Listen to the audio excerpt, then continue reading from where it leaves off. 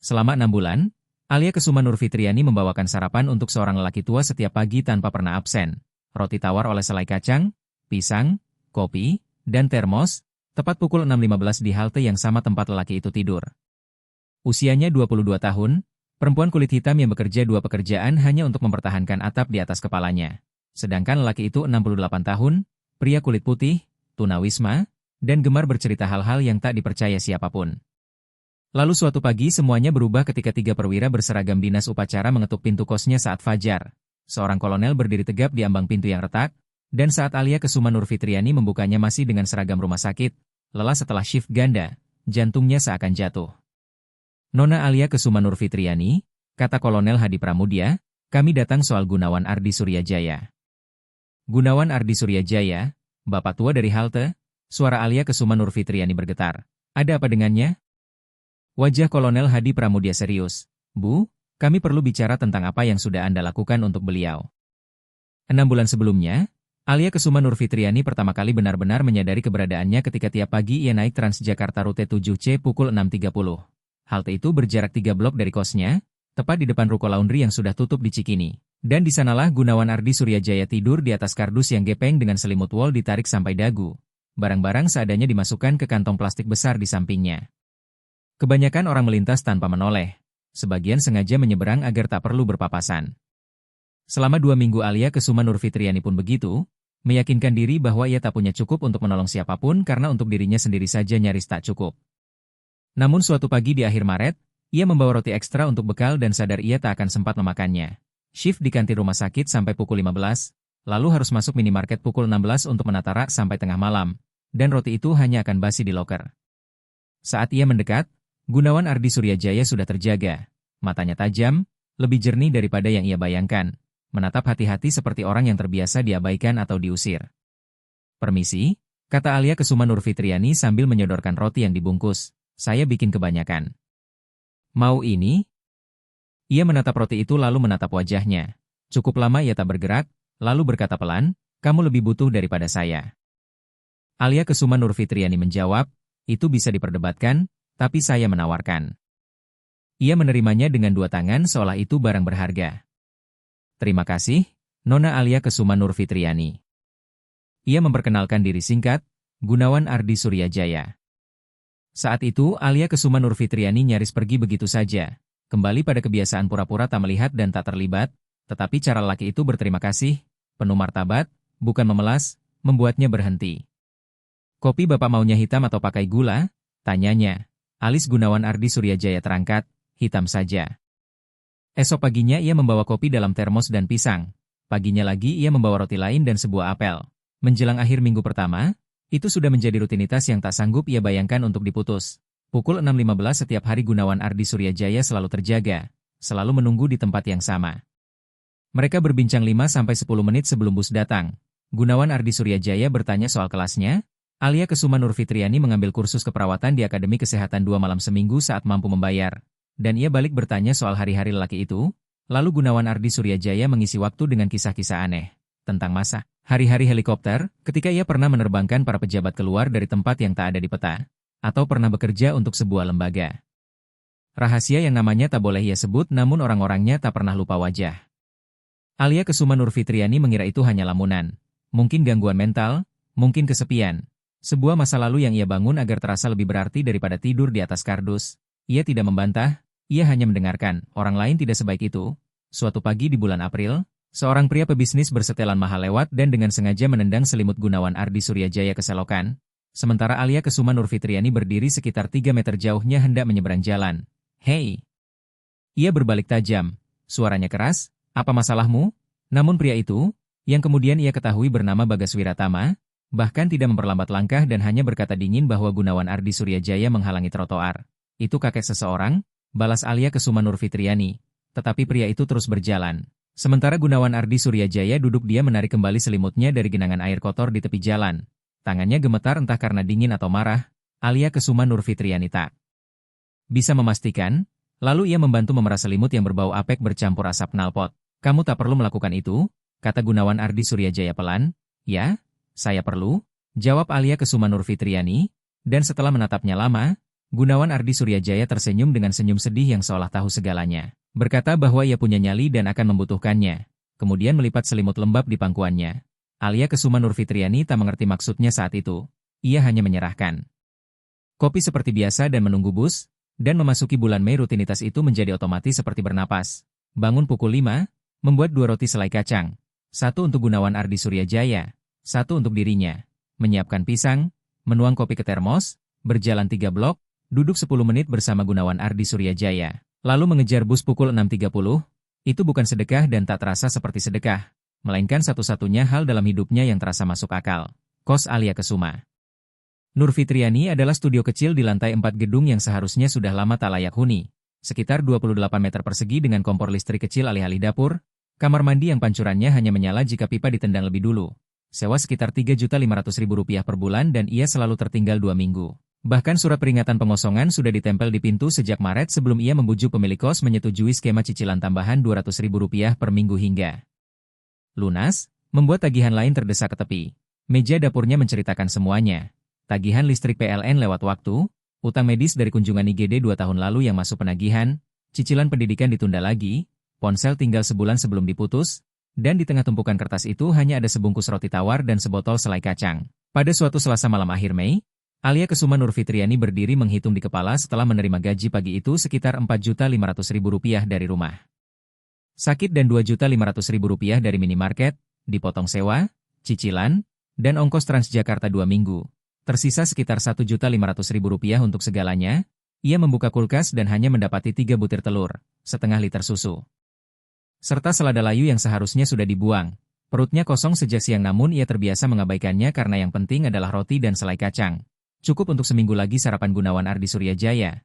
Mungkin 2 minggu jika dihemat. Ia menutup kulkas, menyandarkan dahi pada pintu logam yang dingin dan tahu ia bisa berhenti, menyimpan roti untuk dirinya, menghemat uang kopi, melunasi listrik sebelum diputus. Gunawan Ardi Suryajaya pasti mengerti dan bahkan mungkin menyuruhnya berhenti jika tahu seberapa sempit keadaannya, tetapi membayangkan berjalan melewati halte itu dan tidak berhenti membuatnya tak sanggup. Keesokan harinya di kantin rumah sakit, Bu Lina Tanjung, kepala dapur berusia sekitar 60 tahun dengan mata tajam yang melihat segalanya dan pengalaman 3 dekade menghadapi berbagai rupa kesulitan, mulai memperhatikan perubahan itu. "Kamu makan hari ini?" tanya Bu Lina Tanjung sambil memperhatikan Alia Kesuma Nurfitriani mengelap meja saat jam makan. "Siang sedang padat, aku sudah sarapan," bohong Alia Kesuma Nurfitriani sambil menahan tatapannya. Iya, Bu Lina Tanjung menyilangkan tangan, "Kamu ngasih makan Bapak Tunawisma itu lagi?" Bahu Alia Kesuma Nurfitriani menegang. "Namanya Gunawan Ardi Suryajaya." "Aku tahu namanya, sayang," jawab Bu Lina Tanjung. "Yang aku tanya, kamu ngasih dia makan sampai kamu sendiri nggak makan, ya?" "Aku baik-baik saja." Alia Kesuma Nurfitriani mencoba tegar, namun Bu Lina Tanjung hanya menghela napas, menghilang ke dapur, lalu 5 menit kemudian kembali membawa kotak makanan sisa. Bukan pasta, melainkan nasi goreng kantin, dan sepotong roti sobek. Ia menekannya ke tangan Alia Kesuma Nurfitriani. "Makan sekarang. Aku nggak mau lihat kamu pingsan pas shiftku." Suaranya melunak, "Dia itu manusia, aku paham, tapi kamu tahu apa lagi? Kamu juga manusia." Alia Kesuma Nurfitriani menatap kotak itu, tenggorokannya mengencang. "Terima kasih." "Jangan terima kasih, makan saja." Malam itu, rebahan di atas kasur tipis di lantai, rangka ranjang sudah ia jual 2 bulan lalu demi bayar sewa. Alia Kesuma Nurfitriani menatap langit-langit dan menghitung lagi. Kalau ia bolos kelas Kamis, ia bisa ambil shift tambahan di minimarket, tambah kira-kira Rp200.000. Kalau ia jalan kaki ke tempat kerja 3 hari seminggu, ia menghemat ongkos sekitar Rp60.000. Kalau ia minta pemilik kos menunda 1 minggu lagi, ponselnya bergetar, sebuah SMS dari PLN, pemberitahuan terakhir, listrik akan diputus dalam 7 hari jika tidak membayar Rp900.000. Alia Kesuma Nurfitriani memejamkan mata. 1 minggu lagi saja ia berjanji pada dirinya sendiri. 1 minggu lagi mengantar sarapan untuk Gunawan Ardi Suryajaya. Setelah itu ia harus berhenti. Ia akan menjelaskan. Dan Gunawan Ardi Suryajaya pasti mengerti karena ia harus menjaga dirinya lebih dulu. Begitulah kata orang, begitulah yang masuk akal. Tetapi ketika Jumat pagi datang, Alia Kesuma Nurfitriani tetap membuat 2 roti selai kacang, tetap menuang kopi ke termos, tetap berjalan 3 blok ke halte Transjakarta Cikini, dan Gunawan Ardi Suryajaya sudah menunggu seperti biasa. Lalu ia membelah rotinya jadi 2 dan menyodorkan separuh kembali kepadanya sambil berkata sederhana, "Adil ya adil." Membuat Alia Kesuma Nurfitriani harus memalingkan wajah agar ia tidak melihat dirinya menangis.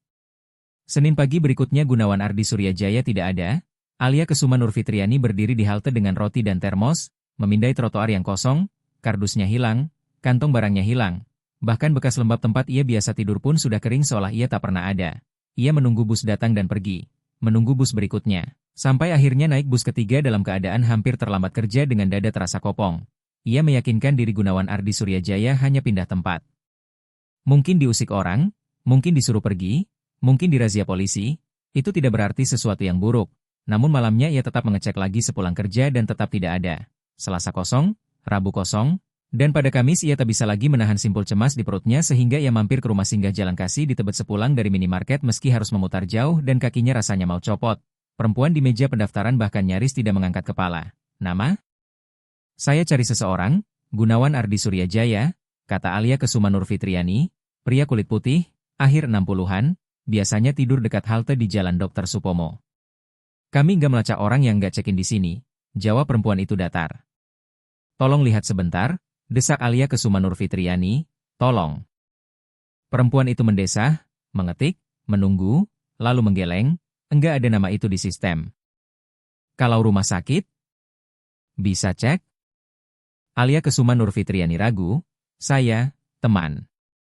Aturan privasi, nada perempuan itu sedikit melunak, dengar ya, orang seperti itu sering pindah-pindah, mungkin dia sudah dapat tempat lain. Malam itu Alia Kesuma Nurfitriani menelepon 3 rumah sakit, tapi tak satu pun mau memberi informasi tanpa hubungan keluarga atau nomor pasien yang ia tidak punya. Pada hari ke-7, ia kembali ke halte membawa kantong kertas dan secarik catatan di dalamnya yang berisi harapan agar Gunawan Ardi Suryajaya baik-baik saja.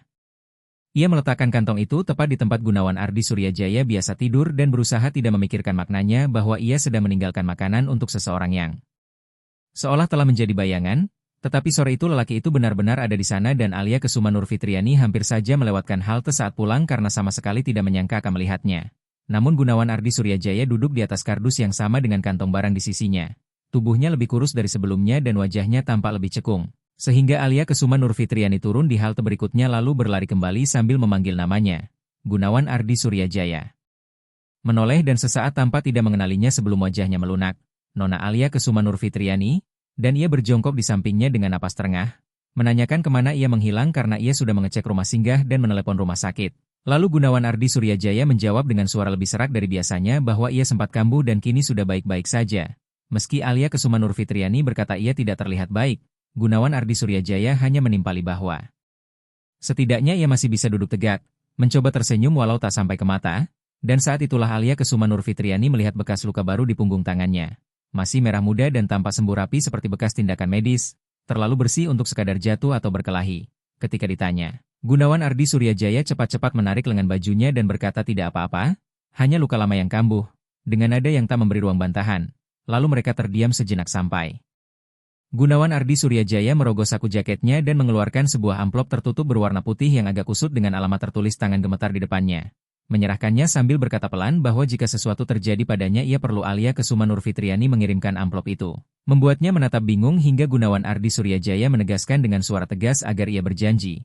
Dan setelah ia menerima amplop yang terasa lebih berat dari dugaan sambil berjanji, Gunawan Ardi Suryajaya mengangguk pelan seolah beban terangkat dan menyebutnya gadis baik. Alia Kesuma Nurfitriani ingin bertanya apa isinya dan kemana ia menghilang serta makna luka itu. Tetapi busnya datang dan Gunawan Ardi Suryajaya sudah memejamkan mata bersandar ke dinding bata seakan percakapan itu menguras tenaganya. Sehingga ia menyelipkan amplop ke dalam tas dan naik bus tanpa membukanya. Belum saat itu. 2 minggu kemudian Gunawan Ardi Suryajaya ambruk tepat saat Alia Kesuma Nurfitriani menyerahkan termos kopi. Ketika tangannya mulai bergetar hebat bukan seperti gemetar biasa karena dingin atau usia, termos terlepas dan membentur trotoar menumpahkan kopi, Alia Kesuma Nurfitriani memanggil namanya saat ucapannya menjadi pelo. Mata berputar ke atas dan tubuhnya melipat sebelum ia berhasil menangkapnya agar kepalanya tidak membentur aspal. Lalu ia berteriak meminta seseorang menelepon 112. Seorang perempuan di seberang jalan mengeluarkan ponsel sementara seorang pria berlari sempat berhenti lalu meneruskan langkah dan 2 orang yang turun dari bus hanya menatap. Alia Kesuma Nurfitriani membaringkan Gunawan Ardi Suryajaya menyamping dengan tangan gemetar. Napasnya dangkal dan tak beraturan, bibirnya memucat. Dan ia berbisik agar ia bertahan sampai ambulans datang 7 menit kemudian yang terasa seperti 7 jam. Alia Kesuma Nurfitriani naik ke bagian belakang ambulans tanpa izin.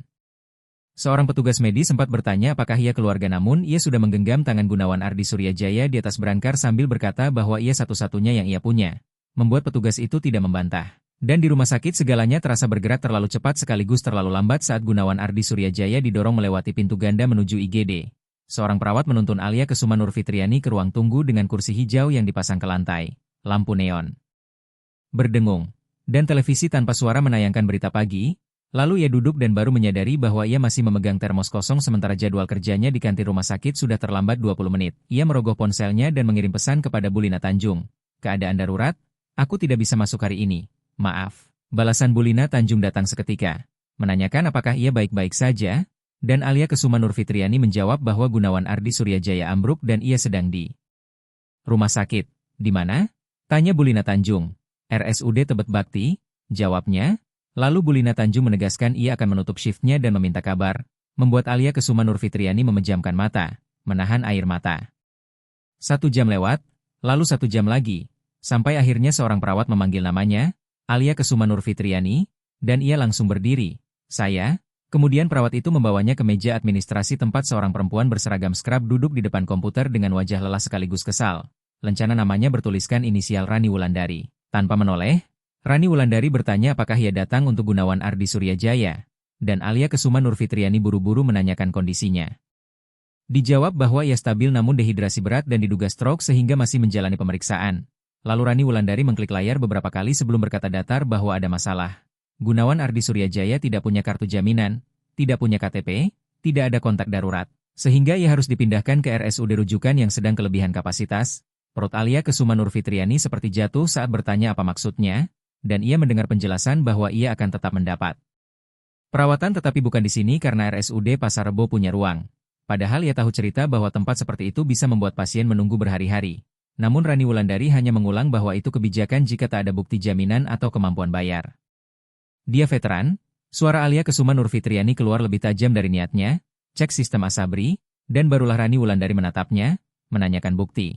Ketika Alia Kesuma Nurfitriani tidak punya, Rani Wulandari berkata ia tak bisa mengecek tanpa dokumen, kartu Asabri, surat keterangan pensiun, demobilisasi, apapun. Sementara pikiran Alia Kesuma Nurfitriani berpacu mengingat amplop tertutup yang pernah diberikan Gunawan Ardi Suryajaya dan masih tertinggal di tasnya di kos, mengingat kisah helikopter, lembaga rahasia, para pejabat, dan untuk pertama kalinya ia bertanya dalam hati apakah semua itu bukan karangan. Saya keponakannya, kata Alia Kesuma Nurfitriani nekat, membuat alis Rani Wulandari terangkat. Keponakan? Iya, jawabnya cepat, dan saat ditanya kenapa tidak punya berkas, ia menahan napas lalu berkata bahwa Gunawan Ardi Suryajaya hidup di jalanan sehingga jelas tidak menyimpan dokumen di saku. Namun ia tahu ia pernah berdinas dan punya hak, jadi ia memohon agar pengecekan tetap dijalankan. Rani Wulandari menatap lama dengan ragu, sampai suara seorang dokter berjas putih dari belakang. Dr. Arjun Prasetya, menyela dan memerintahkan, jalankan saja, Rani Wulandari, dan ketika Rani Wulandari menyebut itu hanya demi sopan santun, Dr. Arjun Prasetya menatap Alia Kesuma Nurfitriani dan berkata jika ada kecocokan mereka akan menahan pasien di sini.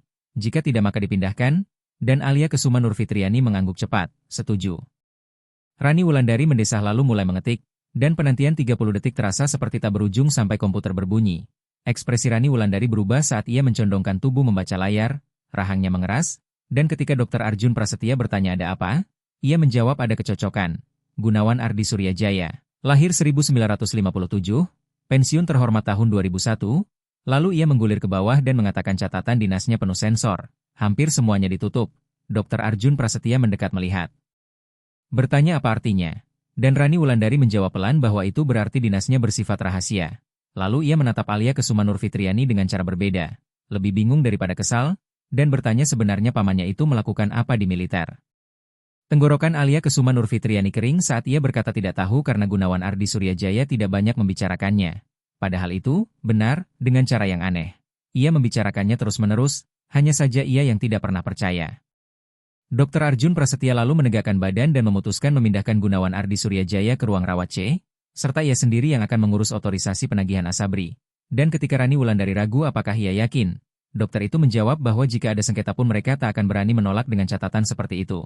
Ia mengatakan Alia Kesuma Nurfitriani bisa menjenguk sekitar 1 jam lagi dan pasien akan butuh seseorang yang rutin memantau, dan Alia Kesuma Nurfitriani menjawab tegas bahwa ia akan melakukannya setiap hari.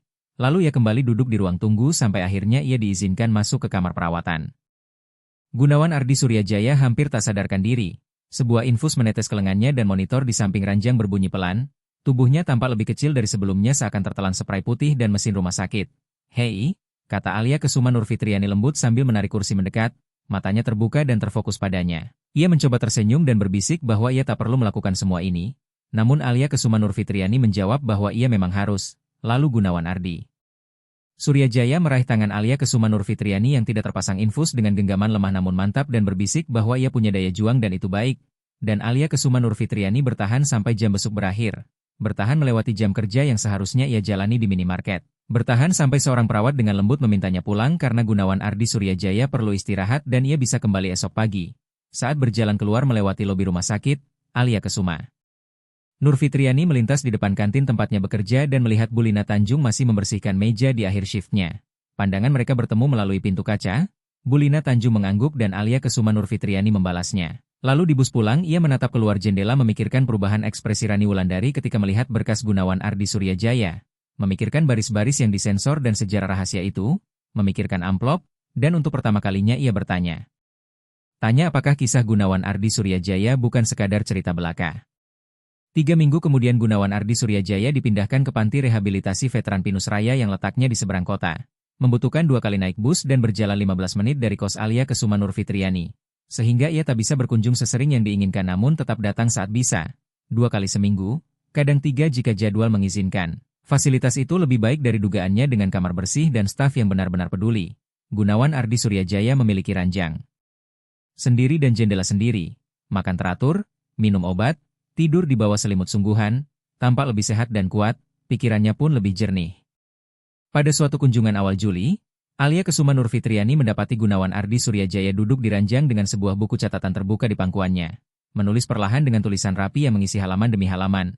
Dan ketika Alia Kesuma Nurfitriani bertanya sambil meletakkan tas kecil berisi kue kering dari kantin rumah sakit titipan Bu Lina Tanjung, Gunawan Ardi Suryajaya menjawab sederhana bahwa ia sedang menuliskan kenangan, hal-hal yang penting dan benar, lalu menutup buku itu dan menyodorkannya agar Alia Kesuma Nurfitriani menyimpannya. Buku saku berlapis kulit yang sudah aus itu berisi nama, tanggal, tempat, dan deretan angka yang tak ia pahami. Sebagian jelas dan sebagian ditulis tergesa-gesa nyaris panik. Dan ketika Alia Kesuma Nurfitriani bertanya apa artinya semua itu, Gunawan Ardi Suryajaya berkata bahwa jika suatu hari ada yang bertanya, ia akan tahu mana yang benar. Sehingga meski tak mengerti Alia Kesuma Nurfitriani menyelipkan buku itu ke dalam tasnya. Di samping amplop yang ia terima berminggu-minggu lalu, 2 keping teka-teki yang belum bisa ia susun.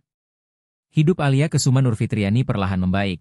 Rumah sakit memberinya kenaikan kecil sekitar Rp3.000 per jam namun itu berarti ia akhirnya melunasi tunggakan sewa, PLN menyetujui skema cicilan, napasnya terasa lebih lega, dan dari gaji penuh pertamanya ia membelikan sesuatu untuk Gunawan Ardi Suryajaya. Sebuah selimut tebal hangat warna biru tua berbahan fleece lembut, yang membuat Gunawan Ardi Suryajaya menatapnya dengan mata berkaca-kaca dan berbisik bahwa tak seorang pun berbuat sejauh ini. Untuknya selama 20 tahun, lalu Alia Kesuma Nurfitriani menyampirkan selimut itu ke kakinya sambil berkata bahwa seharusnya memang ada yang melakukan. Dan Gunawan Ardi Suryajaya menggenggam tangannya lama tanpa kata karena ada hal-hal yang tak memerlukan ucapan. Gunawan Ardi Suryajaya meninggal pada suatu Selasa di akhir Agustus, dan Alia Kesuma Nurfitriani menerima telepon dari panti rehabilitasi veteran Pinus Raya pukul 6 pagi saat ia bersiap berangkat kerja di dapur kecil kosnya sambil menyeduh kopi. Bu Alia Kesuma Nurfitriani, ini dari panti rehabilitasi veteran Pinus Raya. Saya menelepon tentang Gunawan Ardi Suryajaya. Suara di ujung sana membuat tangan Alia Kesuma Nurfitriani membeku di gagang teko kopi. Ia diberitahu bahwa Gunawan Ardi Suryajaya meninggal dengan tenang dalam tidurnya tadi malam karena gagal jantung. Dan kalimat belasungkawa itu pada awalnya seperti tidak masuk akal. Alia Kesuma Nurfitriani mendengarnya, tetapi terasa melayang jauh di luar tubuhnya, tidak menempel pada kenyataan apapun. Bu Alia Kesuma Nurfitriani, masih di sana? Iya, jawabnya dengan suara aneh. Jauh, saya di sini. Lalu petugas menjelaskan bahwa mereka perlu ia datang untuk mengurus barang-barang pribadi Gunawan Ardi Suryajaya. Tidak banyak.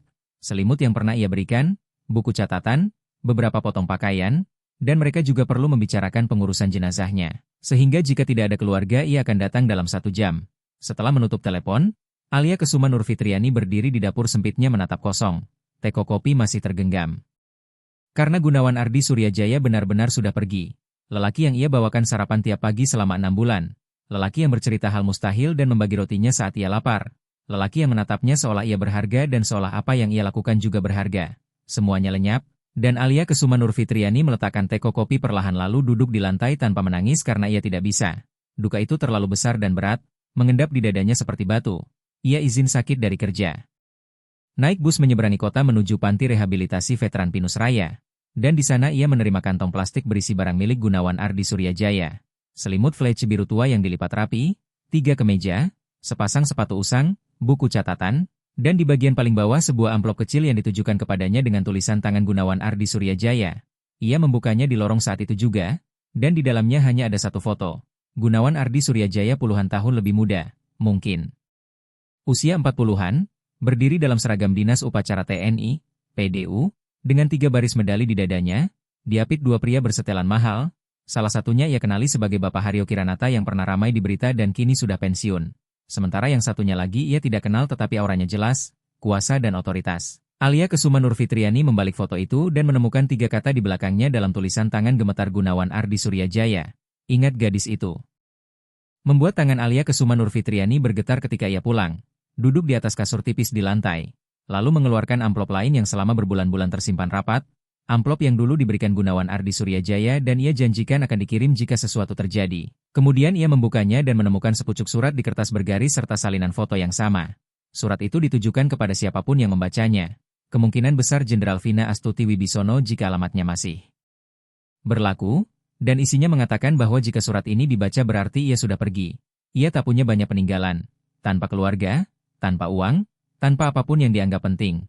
Tetapi ia ingin orang itu tahu tentang seseorang yang penting baginya, yaitu Alia Kesuma Nurfitriani, yang selama 6 bulan membawakan sarapan setiap pagi bukan karena terpaksa atau karena ada yang menonton, melainkan karena ia melihatnya ketika orang lain memalingkan wajah.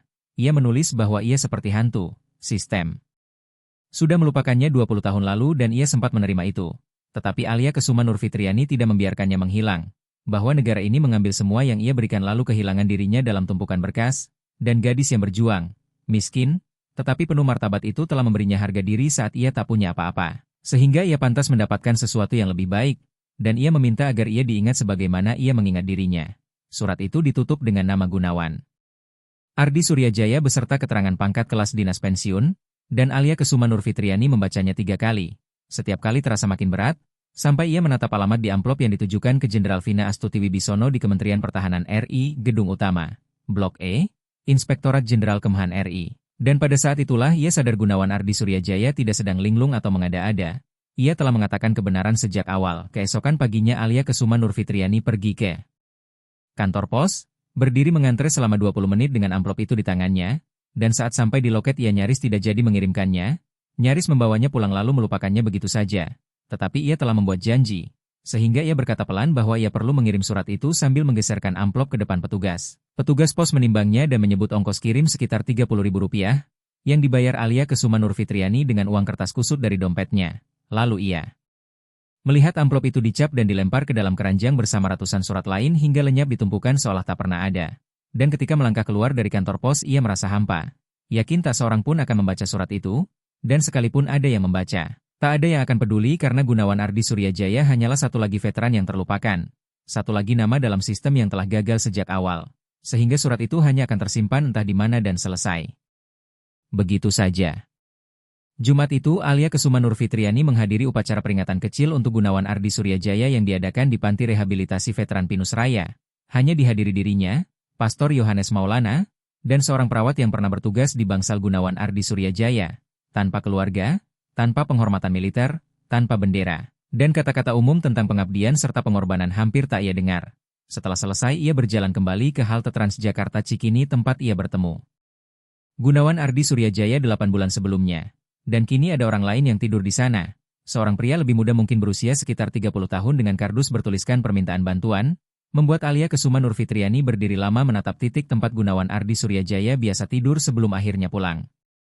2 minggu berlalu dan ia kembali ke rutinitas. Kerja, shift ganda, kelas malam, kos kosong. Karena hidup harus terus berjalan. Ia tidak memikirkan surat itu dan tidak membiarkan dirinya berharap bahwa surat itu berarti apa-apa. Sampai suatu pagi pertengahan September ketika ketukan keras terdengar di pintu kosnya tepat pukul 6 saat ia sedang tergesa mengenakan seragam rumah sakit dan meneguk kopi instan, ketukan yang tegas dan resmi, dan ketika pintu dibuka berdirilah 3 orang berseragam. Seragam dinas upacara TNI, seorang kolonel dan dua perwira muda, kancing kuningan mereka berkilat di cahaya lorong yang redup. Sang kolonel, tinggi, berwajah serius namun tidak kejam, memanggil namanya, membuat jantung Alia Kesuma Nurfitriani berdegup keras saat ia menjawab.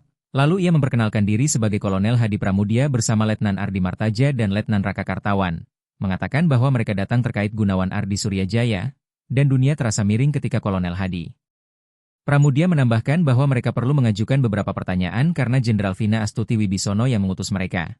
Membuat Alia Kesuma Nurfitriani berbisik tak percaya tentang nama itu. Lalu dijelaskan bahwa Jenderal Vina Astuti Wibisono telah menerima surat Gunawan Ardi Suryajaya dan ingin bertemu dengannya. Alia Kesuma Nurfitriani belum pernah naik pesawat sebelumnya. Tetapi Kolonel Hadi Pramudia mengatur segalanya. Penerbangan dari Bandara Halim Perdana Kusuma ke Jakarta Pusat, mobil yang menunggu di terminal, dan kamar hotel kecil namun bersih di Tangerang Selatan yang terasa lebih layak daripada tempat manapun yang pernah ia tinggali. Seraya memberitahu bahwa Jenderal Vina Astuti Wibisono akan menemuinya esok pagi pukul 9 di Kementerian Pertahanan RI, Gedung Utama, Blok E, dan mereka akan mengawalnya melewati pemeriksaan keamanan, sementara Alia Kesuma Nurfitriani menatap keluar jendela mobil melihat gedung-gedung marmer dan monumen Jakarta yang terasa begitu besar dan menekan, hingga ia bertanya pelan mengapa sang jenderal ingin bertemu dengannya dan Kolonel Hadi Pramudia hanya menjawab bahwa itu bukan ceritanya untuk diceritakan. Malam itu, Alia Kesuma Nurfitriani tidak bisa tidur, berbaring di kasur hotel yang paling empuk yang pernah ia rasakan sambil menatap langit-langit. Memikirkan Gunawan Ardi Suryajaya, memikirkan kemana langkah ini akan membawanya, dan bertanya-tanya apakah mengirim surat itu adalah kesalahan terbesar dalam hidupnya, sampai keesokan paginya pukul 8.30 Kolonel Hadi Pramudia datang menjemputnya. Mereka berkendara menuju Kementerian Pertahanan RI, Gedung Utama, Blok E, dan proses keamanan memakan waktu 20 menit, melewati pemindai logam, pemeriksaan identitas, lalu sebuah kartu tamu dijepitkan ke blazer pinjaman yang ia kenakan. Blazer itu dipinjamkan oleh Bulina Tanjung bersama celana bahan yang sedikit kepanjangan, membuat Alia Kesuma Nurfitriani merasa seperti sedang memakai kostum.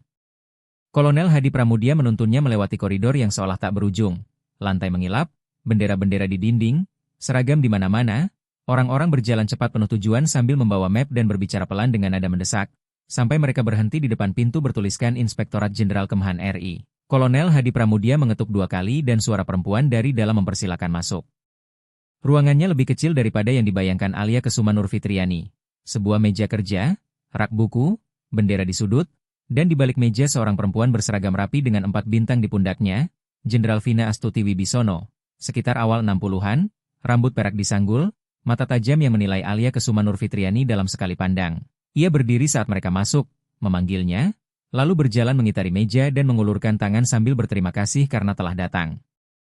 Dan Alia Kesuma Nurfitriani menjabatnya. Genggamannya tegas namun tidak menyakitkan. Kemudian diminta duduk. Kolonel Hadi Pramudia tetap berdiri di dekat pintu sementara Jenderal Vina Astuti Wibisono kembali ke kursinya dan membuka sebuah berkas di meja, dan Alia Kesuma Nurfitriani bisa melihat nama Gunawan Ardi Suryajaya pada tapnya. Jenderal Vina Astuti Wibisono mengatakan ia menerima surat Gunawan Ardi Suryajaya 3 minggu lalu. Bukti konkret pertama dalam 15 tahun bahwa ia masih hidup, lalu disusul bukti bahwa ia meninggal. Tenggorokan Alia Kesuma Nurfitriani mengencang ketika ia mengaku tidak tahu harus berbuat apa lagi selain mengirim surat itu. Tetapi sang jenderal menegaskan ia sudah melakukan hal yang tepat. Kemudian Jenderal Vina Astuti Wibisono mencondongkan badan dan menjelaskan bahwa Gunawan Ardi Suryajaya adalah salah satu perwira intelijen terbaik yang pernah dimiliki negara ini.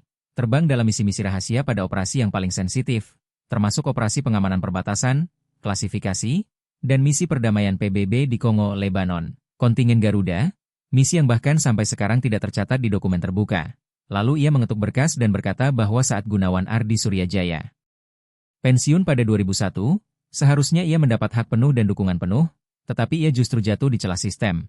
Ketika Alia Kesuma Nurfitriani bertanya bagaimana bisa, Jenderal Vina Astuti Wibisono menjawab, trauma pasca dinas, ditambah kesalahan birokrasi yang membuat berkasnya hilang 2 tahun, dan saat berkas itu ditemukan, Gunawan Ardi Suryajaya sudah menghilang.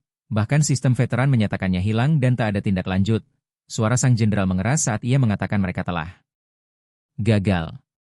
Alia Kesuma Nurfitriani berbisik bahwa Gunawan Ardi Suryajaya sering bercerita tentang helikopter, pejabat, dan misi-misi, dan ia dulu mengira ia linglung. Namun ternyata tidak. Jenderal Vina Astuti Wibisono lalu mengeluarkan foto yang sama dari surat Gunawan Ardi Suryajaya dan menjelaskan foto itu diambil tahun 1998. Dengan Bapak Haryo Kiranata di sebelah kiri dan Wakil Direktur Mono Ardiansyah di sebelah kanan. Saat Gunawan Ardi Suryajaya baru saja mengevakuasi mereka dari situasi yang runtuh. dalam sebuah misi kawasan Balkan dan menyelamatkan nyawa mereka. Lalu ia menatap Alia Kesuma Nurfitriani dan berkata bahwa Gunawan Ardi Suryajaya menyelamatkan banyak nyawa. Tetapi pada akhirnya merekalah yang melupakannya. Membuat beban di dada Alia Kesuma Nurfitriani terasa makin berat. Jenderal Vina Astuti Wibisono melanjutkan bahwa ia sedang melakukan audit tinjauan Inspektorat Jenderal tentang bagaimana sistem veteran menangani mereka yang catatan dinasnya bersifat rahasia dan tersensor. Kasus Gunawan Ardi Suryajaya adalah yang terburuk yang ia temukan.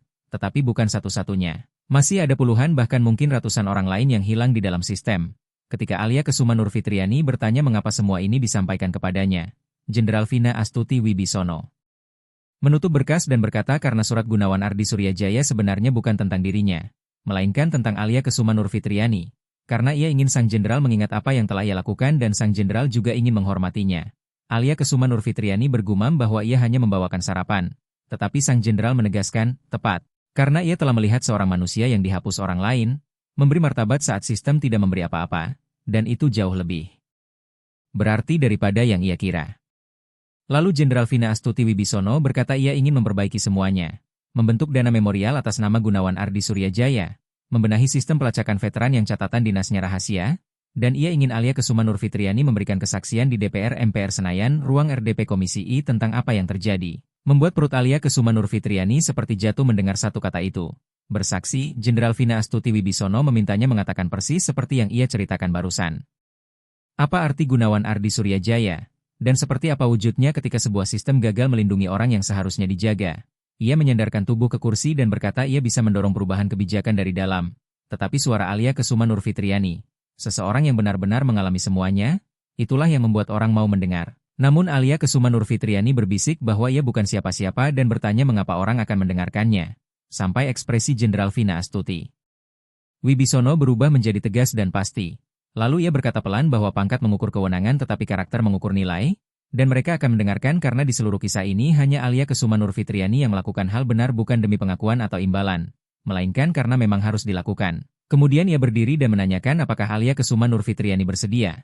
Dan Alia Kesuma Nurfitriani teringat tulisan tangan Gunawan Ardi Suryajaya di balik foto. Ingat gadis itu. Lalu menarik napas gemetar dan menjawab ya. Mereka hanya punya 3 minggu untuk bersiap, dan tim Jenderal Vina Astuti Wibisono datang seperti mesin yang terlumasi rapi. Para pengacara, spesialis komunikasi, dan penasihat kebijakan, yang menempatkan Alia Kesuma Nurfitriani di sebuah kantor kecil di Kompleks Kantor Lampiran Kemhan, Kuningan, dan menjelaskan apa arti sebuah rapat dengar pendapat, RDP. DPR RI sesungguhnya. Seorang pengacara menunjukkan foto ruang sidang dan mengatakan ia akan duduk di meja saksi. Para anggota dewan akan bertanya, sebagian mendukung dan sebagian menekan, dan ia harus tetap tenang serta berpegang pada ceritanya. Membuat Alia Kesuma Nurfitriani mengulang lirih, ceritaku, tentang apa yang ia lakukan untuk Gunawan Ardi Suryajaya, bagaimana sistem gagal, dan mengapa itu penting. Tetapi seiring hari berjalan ia sadar mereka tidak menginginkan ceritanya yang utuh, melainkan versi yang sudah dipoles. Dalam salah satu sesi persiapan, seorang direktur komunikasi, Maya Sriwulan, perempuan muda berkulit putih dengan blazer yang mungkin harganya lebih mahal daripada sewa kos Alia Kesuma Nurfitriani, mengatakan mereka sebaiknya mengecilkan sudut kemiskinan dan fokus pada patriotisme serta pengabdian agar pesannya tetap positif. Namun Alia Kesuma Nurfitriani menanyakan bagaimana mungkin kemiskinan itu positif, dan Maya Sriwulan menjawab itu bisa memecah opini karena sebagian anggota dewan mungkin menganggapnya politis. Sedangkan Alia Kesuma Nurfitriani menegaskan itu bukan politis melainkan kenyataan. Senyum Maya Sriwulan mengencang saat ia berkata mereka hanya ingin pesannya, bersih. Lalu Alia Kesuma Nurfitriani menoleh kepada Jenderal Vina Astuti Wibisono yang sedari tadi diam di sudut ruangan dan bertanya langsung pendapatnya. Hingga sang jenderal meletakkan kopinya dan berkata bahwa jika mereka menghapus siapa Alia Kesuma Nurfitriani sebenarnya, mereka juga menghapus alasan surat Gunawan Ardi Suryajaya menjadi penting. Lalu ia menatap timnya dan menegaskan bahwa Alia Kesuma Nurfitriani akan berbicara dengan kebenarannya atau semua ini hanya pertunjukan. Membuat Maya Sriwulan menelan kata-kata bantahan dan akhirnya mengiyakan. Jadwal sidang ditetapkan pada 12 Oktober, dan malam sebelumnya Alia Kesuma Nurfitriani kembali ke Jakarta tetapi tidak bisa tidur. Berjam-jam menatap naskah kesaksiannya. Membacanya berulang sampai kata-katanya kehilangan makna. Sore itu Bulina Tanjung menelepon menanyakan apakah ia gugup, dan Alia Kesuma Nurfitriani mengaku sangat takut. Tetapi Bulina Tanjung berkata takut berarti ia peduli. Lalu menyuruhnya cukup menceritakan apa yang terjadi karena tak ada yang bisa membantah kebenaran. Meski Alia Kesuma Nurfitriani mengeluh bahwa anggota dewan bisa membantah apa saja, dan Bulina Tanjung menjawab biarkan saja, ia tetap benar. Pagi sidang, Alia Kesuma Nurfitriani mengenakan setelan formal biru tua yang dibelikan tim Jenderal Vina Astuti Wibisono. Pas di badan dan terlihat profesional tetapi terasa bukan miliknya. Dan ia menatap cermin hotel sambil nyaris tidak mengenali dirinya sendiri. Kolonel Hadi Pramudia mengantarnya menuju kompleks DPR MPR Senayan lewat pintu samping untuk menghindari kerumunan wartawan yang sudah berkumpul di luar.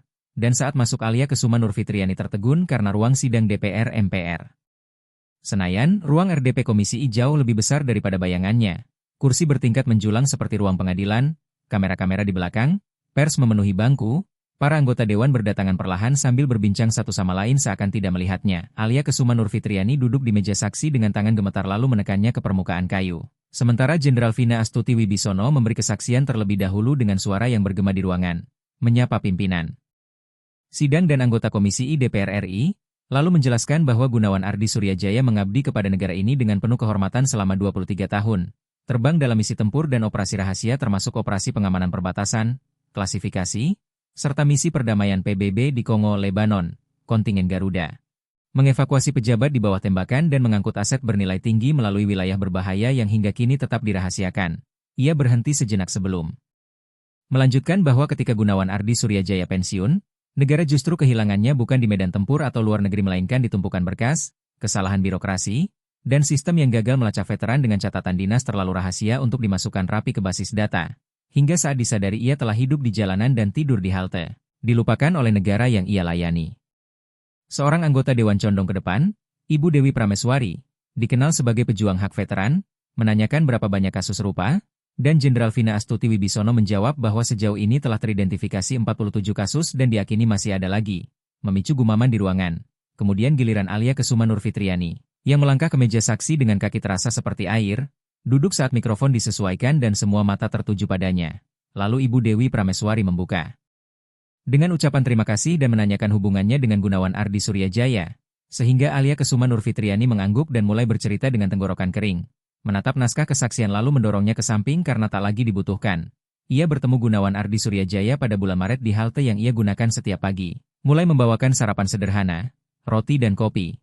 Tanpa tahu bahwa ia veteran, ia mendengar cerita tentang helikopter dan misi namun mengira itu kebingungan atau sakit, tidak mempercayainya. Lalu berhenti sejenak sebelum menegaskan bahwa ia tetap membawakan sarapan karena benar atau tidaknya cerita itu tidak penting. Gunawan Ardi Suryajaya tetap seorang manusia. Ibu Dewi Prameswari mengangguk dan bertanya berapa lama ia melakukannya.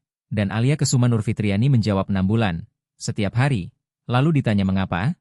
Sebuah pertanyaan yang menggantung sebelum ia menjawab sederhana bahwa karena tidak ada orang lain yang melakukannya dan karena Gunawan Ardi Suryajaya adalah kakek seseorang, teman seseorang, seseorang yang berarti meski dunia melupakannya. Seorang anggota dewan lain menyela, Bapak Rahmat Gunawan, dengan raut skeptis, menyatakan kekaguman namun mengingatkan bahwa sidang membahas kebijakan dan anggaran veteran sudah terbebani. Lalu bertanya apakah Alia Kesuma Nurfitriani menyarankan pembiayaan untuk setiap tunawisma. Ruangan hening saat Alia Kesuma Nurfitriani menatapnya dan merasakan ketakutan berubah menjadi kemarahan lalu kejernihan. Menjawab tegas bahwa ia tidak berbicara tentang semua orang melainkan tentang Gunawan Ardi Suryajaya secara khusus. Seorang pria yang menerbangkan pejabat ke tempat aman dan mempertaruhkan nyawanya.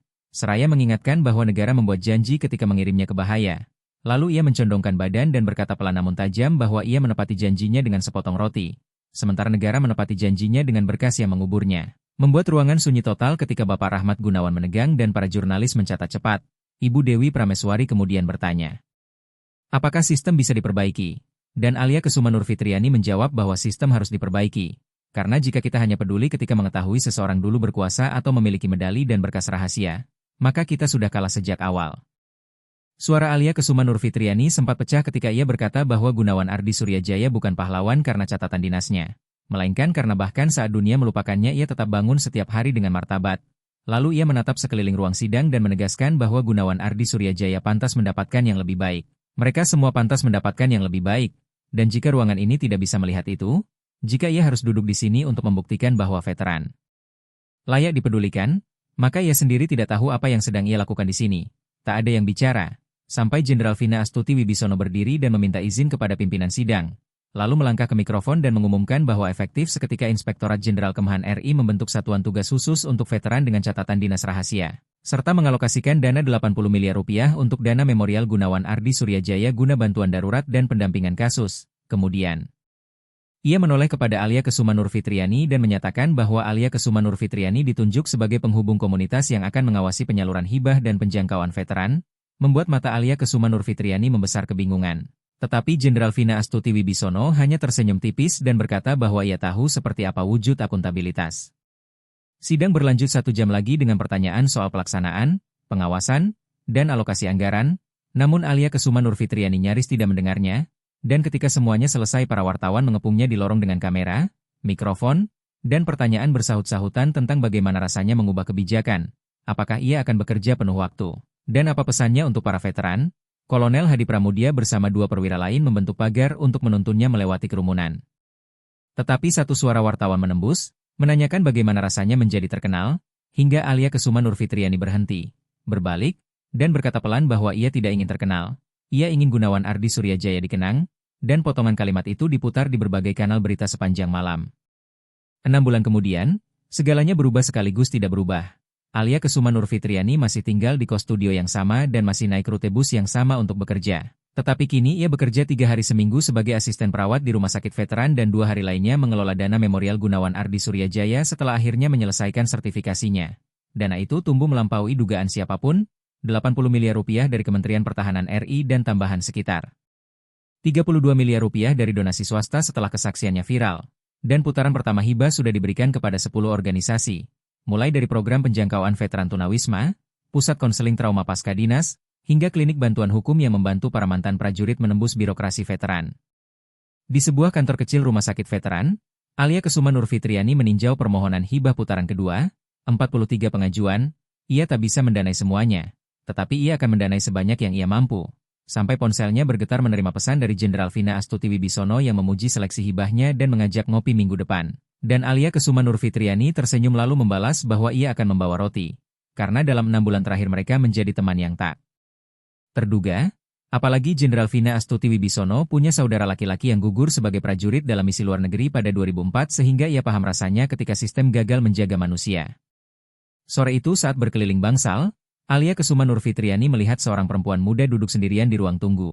Awal 20-an, rambut coklat, memakai jaket loreng kebesaran 3 ukuran. Menatap lantai dengan lengan memeluk diri, sehingga Alia Kesuma Nurfitriani mengambil 2 cangkir kopi dan duduk di sampingnya sambil bertanya lembut apakah ia minum kopi hitam atau dengan harapan. Membuat perempuan itu menoleh kaget lalu tersenyum kecil dan meminta gula.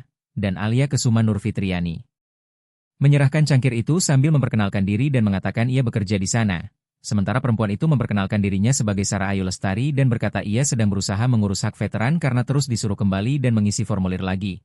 Mereka terus menyuruh Sarah Ayu Lestari kembali dan mengisi formulir demi formulir. Dan ketika Alia Kesuma Nurfitriani bertanya ia dari matra apa, Sarah Ayu Lestari menjawab Angkatan Darat sebagai tenaga medis dan dipulangkan tahun lalu, membuat Alia Kesuma Nurfitriani melihat dirinya sendiri di mata lelah Sarah Ayu Lestari. Melihat Gunawan Ardi Suryajaya dalam cara gadis itu berusaha mempertahankan martabat saat sistem terus menggerusnya. Lalu Alia Kesuma Nurfitriani berkata untuk ikut dengannya. Membawa Sarah Ayu Lestari ke kantornya dan mengeluarkan buku catatan yang pernah diberikan Gunawan Ardi Suryajaya berisi nama, angka, dan langkah-langkah menembus birokrasi veteran, sambil berkata bahwa mereka akan memperbaikinya sekarang juga, hingga mata Sarah Ayu Lestari berkaca-kaca dan bertanya mengapa ia dibantu. Dan Alia Kesuma Nurfitriani teringat Gunawan Ardi Suryajaya serta pagi pertama di halte, lalu menjawab bahwa ada seseorang yang pernah mengajarkannya bahwa hal kecil tidak pernah benar-benar kecil. Akhir pekan itu, Alia Kesuma Nurfitriani berdiri di Taman Makam Pahlawan Kalibata, tempat Gunawan Ardi Suryajaya dimakamkan dengan upacara kehormatan militer penuh, dengan nisan bertuliskan nama lengkap Gunawan Ardi Suryajaya, Perwira Intelijen, Angkatan Darat, 1957-2025.